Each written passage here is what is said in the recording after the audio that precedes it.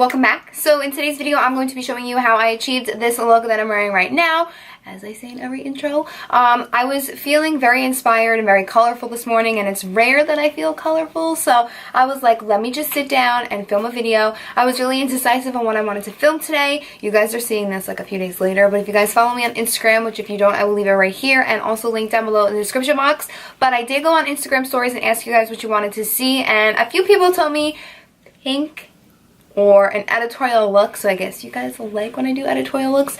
I really do love doing editorial looks just because I feel like there are only so many people that could do the exact same looks just using different palettes or like different brands. So I just thought that I would play around with these colors, and I really love the way that this looks. It's not your average, you know, go to Target or go out, you know, shopping makeup look, but I think it's so fun. And I don't have the gloss on my lid right now, but I do show you that at the end of the video. It's kind of like an option. Once I was done filming this, I was like, oh my god, a glossy lid, like a glossy like inner half of the lid would look so good. So that's what I did for you guys. I really hope you guys enjoyed this look. Leave a comment down below what video you guys want to see next. I want to do an updating, highlighting, and cream contouring makeup look. Well, not makeup look, but makeup tutorial for you guys, because I've also been contouring my nose and like cream contouring really differently. So let me know in the comments down below what you guys want to see next. I really want to do a few like how-to videos. So if you guys are interested, let me know in the comments down below or give this video a thumbs up.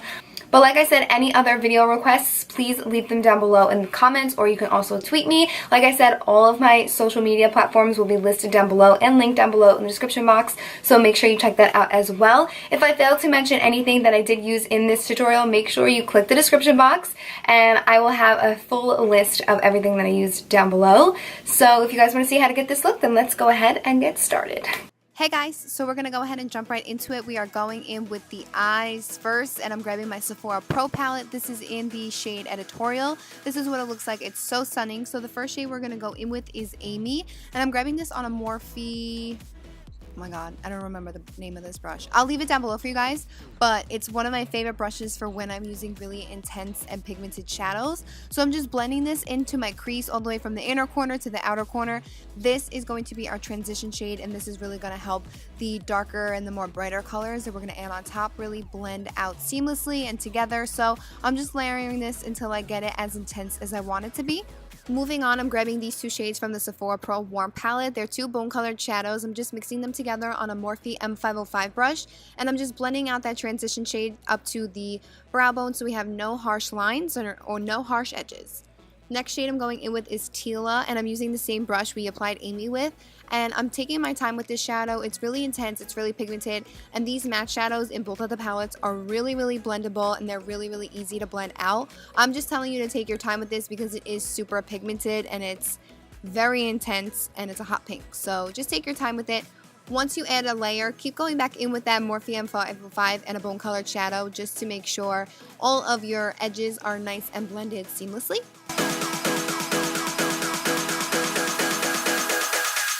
I'm then grabbing this e.l.f. brush. This e.l.f. brush is so helpful for when applying color to the outer corner. It's like a flat but also kind of fluffy brush at the same time. I'll leave the name or number of it down below in the description box, but I'm just packing that same Tila shade on the outer corner to really intensify it.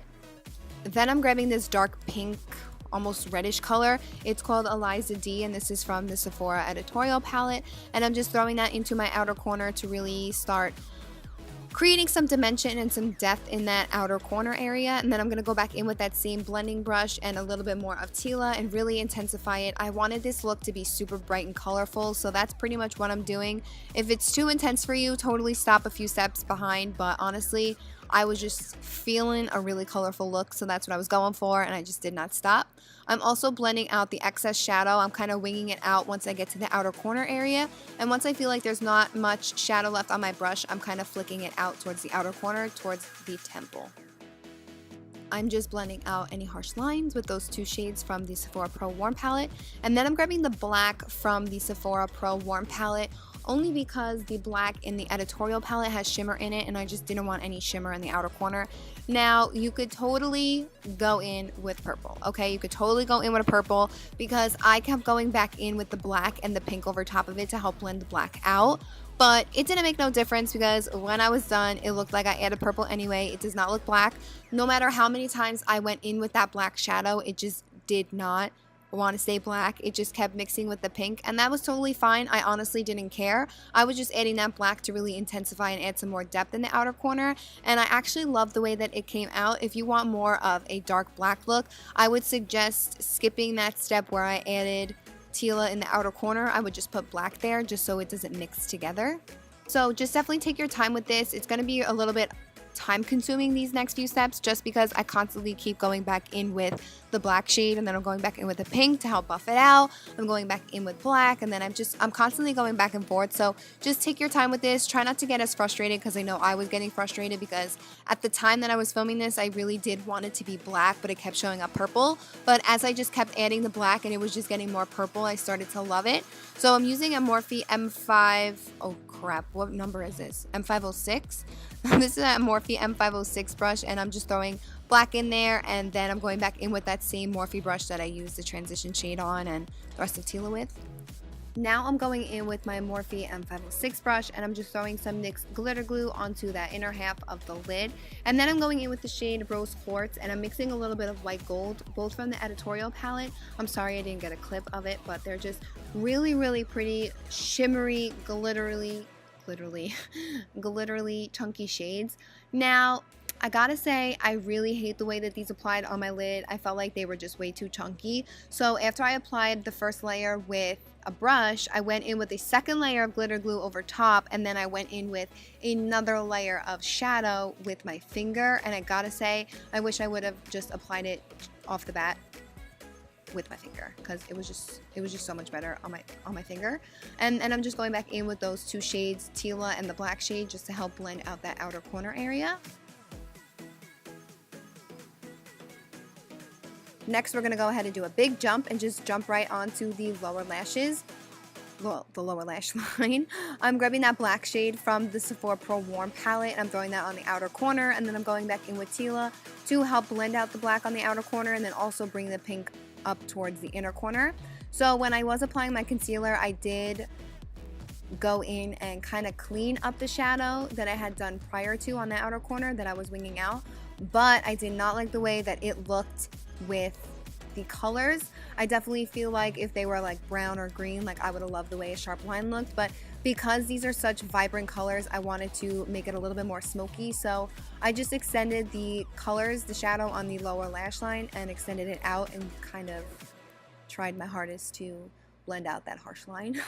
And then I just keep going back in with Tila and the dark shade, the dark black shade, just until I get it as intense as I want it to be. I'm just throwing on lashes now. These are by Kiss. They're the faux mink lashes in the style Little Black Dress, so I'm just applying that with some House of Lashes lash glue.